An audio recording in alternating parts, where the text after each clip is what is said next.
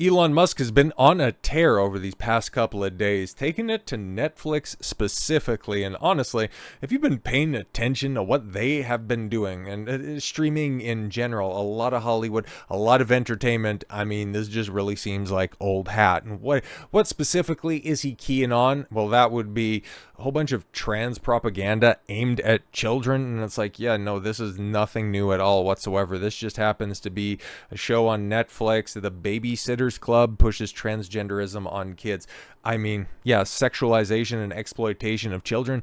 That's kind of been Netflix's modus operandi. Does anybody remember the firestorm around cuties back in, what was that, 2020, 2019 or something like that? Yeah, this has been what Netflix has been doing for a long time. But Elon, well, I guess because he has a little bit more free time on his hands, he's not getting ready to launch another rocket for a minute. So now he's just going to go on the offensive. And yeah, it's nice that people are starting to pay attention to what's going on out there. It's just, yeah, guys, you're like a half decade late on this shit. Better late than never, but still, it's really a microcosm as to why conservatives find themselves at this point in the quote-unquote culture war. Because you didn't want to pay attention to video games. You thought that they were just for kids. You didn't want to pay attention to comic books, TV shows. You thought that it wasn't that serious and that you'll just grow up. But you didn't realize that in simply designating all of that shit for just kids, that you wouldn't have the subversionists out there taking advantage of this stuff. You want to say that's for kids? Well, guess what? Just because we ain't having our own, or we're just chemically castrating our own,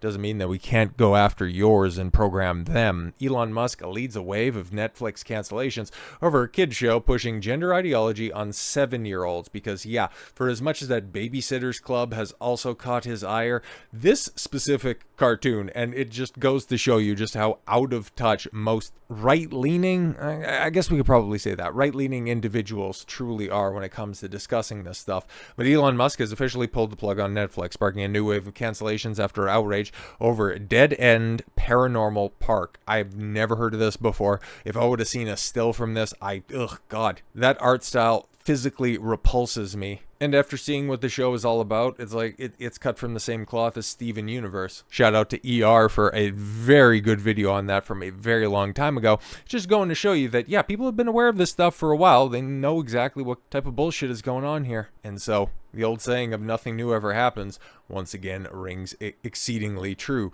But yes, Dead End Paranormal Park is a show that Netflix has rated for children ages 7 and up, despite centering its story around gender ideology and pride-centric characters. Controversy flared up after clips of the show resurfaced on social media, including one post that went viral with millions of views. Critics argue that Netflix is slipping gender ideology into family programming, effectively packaging it for young audiences. Yeah, I mean, I love my parents and they're boomers through and through, so every once in a while, whenever I go see them, and they got some network television, some cable television that's on in the background, I will hear whatever the boilerplate plot lines and talking points, what passes as dialogue on TV nowadays, and it's all festooned with modern day messaging when it's not face-smashing exposition. So yeah, this is not just simply a Netflix problem. Dead End Paranormal Park premiered in 2022. See, it's just one of many examples that's out there. Doesn't Netflix also do Big Mouth? Yeah, you'll be shocked by that one. And it ran for 2 seasons before Netflix canceled it in early 2023. The series, created by Hamish Steele, follows a pair of teens and navigating supernatural adventures inside a haunted theme park. The lead character, Barney, openly identifies with the gender that differs from birth.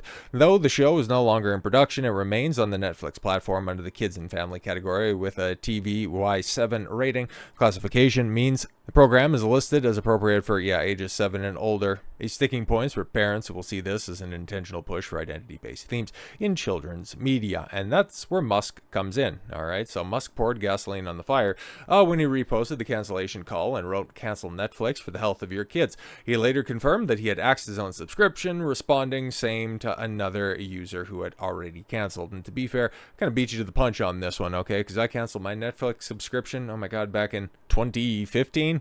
His comments lit up social media with a flood of users announcing their own cancellations in solidarity Yes, whether the movement results as immeasurable losses for Netflix remains to be seen, but Musk's involvement has amplified the situation far beyond online chatter. And yeah, it has had a consequence. Netflix stock, quote unquote, plummets after Elon Musk leads a boycott of the company. But yes, Netflix's stock has dipped 5% after Elon Musk led a boycott of the of the company due to its promotion of transgenderism to children and discrimination of white people.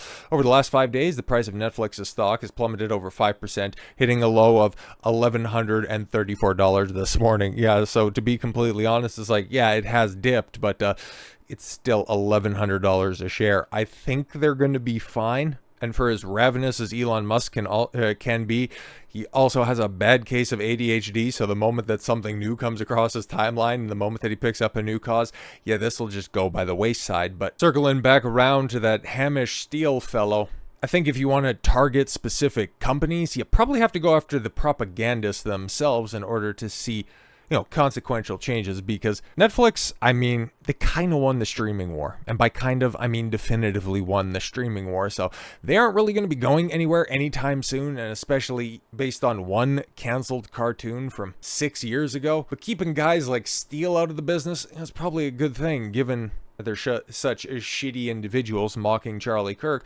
Another one to throw on a pile, but apparently you can't go after him too hard because the creator of the trans propaganda kids show A Dead End Paranormal Park calls concerned parents anti-Semitic. You literally can't make this shit up.